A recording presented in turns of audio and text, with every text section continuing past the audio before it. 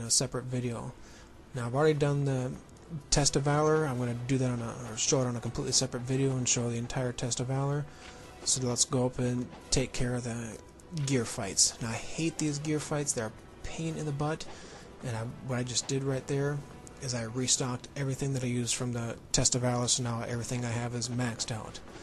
Now it's kind of a glitch here. Just wanted to go check it out. You can see I'm on it. It's not allowing me to do the test of valor because I've already done it, but it's still lit up.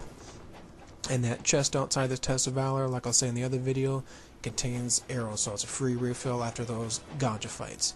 Now we can get back and go do the gear fights in the gear platform with all the annoying IS ninjas.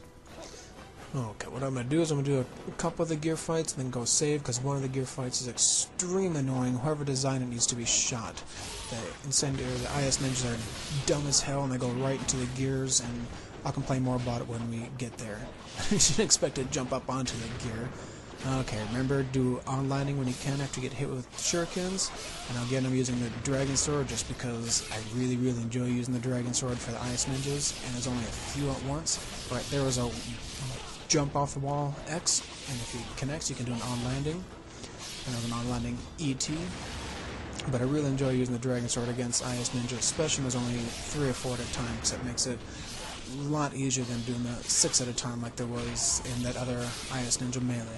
So let's take care of these guys here, and that right there is a YYYY with the dragon sword. It's usually really good at delimbing them, but in this case it decided to not delimb them.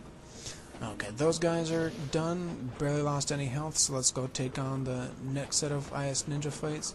First thing you want to do is just jump, go straight forward, and do an Izuna drop. Now of course I happened to miss the Izuna drop that time, but you almost always hit the Izuna drop. So I'm going to take care of this guy quickly. There we go. Now if you Izuna dropped him, you're going to land right around here, and you have time to charge a full scythe UT without a problem. And I've actually done this entire fight by standing right here and just doing scythe UTs. Problem is, if you wait too long to release like I did, and got a little greedy, you get pegged with the incendiary shuriken and you lose your charge, which kind of stinks, but missed my on-landing with a scythe right there. So scythe UTs just make really short work out of these guys. You just need to be able to set them up. And since I wasn't setting up very well, I'll just go to the dragon sword here. I'm trying to get this guy, I'm trying to do a counterattack right there. Counterattack Y. That counterattack Y, you can actually go into an Izuna drop, or you can do an on-landing if you time it just right.